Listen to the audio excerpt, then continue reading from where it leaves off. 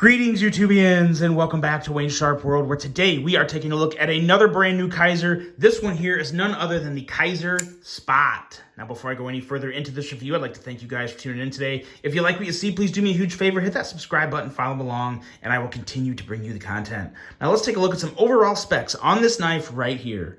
We have an overall length of 6.89 inches, a blade length coming in at 2.91 inches, and a blade thickness of 110 thousandths. Blade material on this guy is, as most times with Kaiser Vanguard lineup, we have 154 cm steel, which they do a really good job with. We have that reverse tanto blade, a flat grind, a handle length coming in at 3.98 inches, a handle width of 794 thousandths right about here, and a handle thickness of 513 thousandths.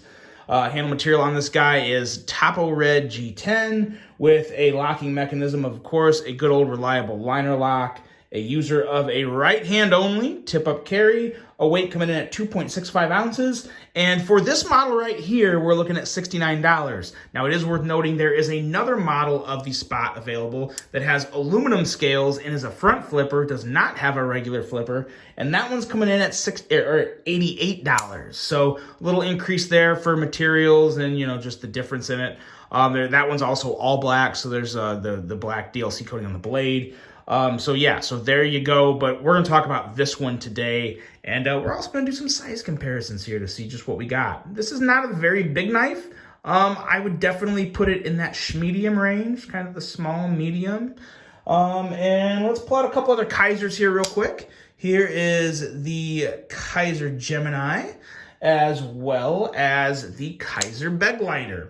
Two bigger knives, but obviously the Begleiter is considerably bigger, but it actually measures up relatively well, if that clip would behave, relatively well with the Kaiser Gemini, which I think people, I don't know, the Gemini and Begleiter are both two very popular knives, so I think you have a good idea from these two knives of what we got here. In case you don't, we will compare it to a couple other ones here. We've got a couple Civivis. Here is the Civivi Brazen. And here is the Civivi Elementum, which is actually probably going to be a very close lineup with this.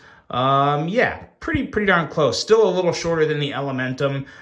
So you definitely have it stood up. Good boy, Spot. So we have a very nice, compact, little sleek design here with this Spot. It's a pretty nice design, I gotta say. From an aesthetic standpoint, it is a pretty good one. As you saw in the thumbnail, though, I have a couple issues with this that really irk me. One more than the other, but they both are enough for me to complain about. And let's get into that. And as a matter of fact, both of the issues are really with the blade. Now, while this is a pretty good blade in general, I always enjoy a good Tanto blade. I don't think there's enough, or reverse Tanto. I don't think there's enough reverse Tantos out there. I think this is a pretty good looking one.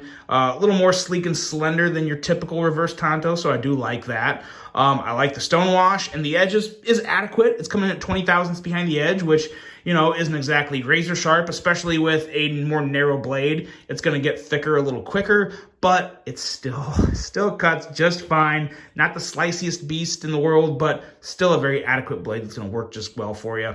My two issues are, the smaller of the two issues is right here. The Kaiser logo that they printed just kind of intruding into the grind on the blade. I don't like that. I get it that this knife is $69, but Kaiser, just minimize that logo just a hair more and just make the Kaiser run along parallel with the grind line. The devil's in the details, guys. I mean, I feel like this is going to be a really competitive year in the knife industry. It always is, but it just gets more and more competitive because of brands like Kaiser and Civivi and other ones that just keep raising the bar. The devil's going to be in the details moving forward. You got to hit on all those little things, and that would make a really big difference. Just minimize that just a hair and kind of square it up with the grind. I think it would look a lot better. The other thing that gives me a bigger complaint is the lack of jimping on this flipper tab. Now, I want to preface this with the flipper tab works absolutely great as a light switch. You can light switch this all day, no issue, like absolute zero issue flipping this blade out, because when we get to the action, I'll explain why. But I like push buttoning this blade because the design of this flipper tab is at a really nice angle to where you can almost push straight in and the blade rockets out. I like that. It feels good. It adds a fidgety element to this knife. But it's hard to do that when there's no jimping here. Like, there's literally none. I want a little fine jimping along the curvature of this flipper tab here. That would really, really make the flipping enjoyment of this knife so much better. It's still really good, like I said. You can still easily and effortlessly kick this blade out. The problem is if I just go to pull this out of my pocket and I push like that, there's a good chance that my finger, instead of catching the flipper like it did that time, is just gonna slide off. And one, it doesn't really feel good. It's kind of a really abrasive rub. And then of course you just, it's just annoying. So they need to do a little better job at adding some jimping on the back corner, the top rounded corner of the flipper. It needs some. Civivi does a really good job at that on a lot of models. And let's see, we got one right here. This is the Brazen. This is how flipper tabs need to look. I'm not trying to call out Kizer, I'm just saying it's one of the few things they can do to really elevate their knives, because they already make phenomenal knives, we know that. But again, devil's in the details. Give it that precise jimping all around the corner of the flipper. That makes a huge difference and really does bump up that fidget factor and overall enjoyment when flipping this blade out. Outside of those two issues, that's really the only two issues I have with this blade. It's a good looking blade. No other issues there. Moving on to the handle. I like the handle a lot. For my hand, it feels a little small, but it's still enough to where it's just enough for me to consider this a 4-finger grip. Just enough. So I can't complain too much. It feels smooth in hand. There's no hot spots. I like this clip back here. It's pretty low, very low profile, fully recessed. So even though you don't have a lot of clearance there, you don't need it because it's fully recessed into the handle. So it's just a smooth in and out of the pocket. Like that Topo Red G10. And I kind of like the extra little milling they did in there to give it a little more of just pure aesthetic standpoint of appearance on the handle. So that looks good.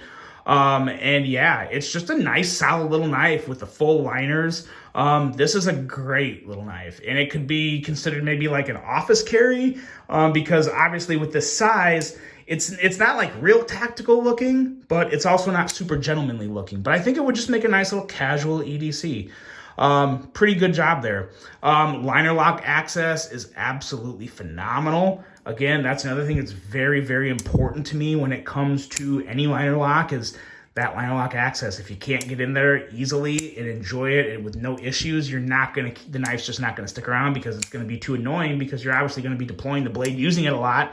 You don't wanna have to fight with that liner and smash your finger in there and move all around. Just very effortlessly and easy, kick that blade shut or push the liner in and let the blade basically fall shut, because we have some crazy smooth action on this cool guy that is so enjoyable, even with the lack of jimping on the flipper tab. That does annoy me. The action on this is absolutely phenomenal. It really does remind me, I'm sure a lot of you guys that probably know the Kizer Dukes, if you've been a Kizer fan, or if you know of Kizer knives of the past, the Kizer Dukes was a smaller flipper knife that was actually on washers. This reminds me of the Dukes on bearings, because the flipping action is just absolutely incredible, which makes me even wonder how much better it would be to not have that slick end, that smooth back there, to just have some real grip and just pop that blade out. Really, really good job on the action on this. And the close of this blade is just as impressive as the deployment. It really is a complete package in terms of action. Enjoyable from both ends of the spectrum, and just a really, really good put together knife.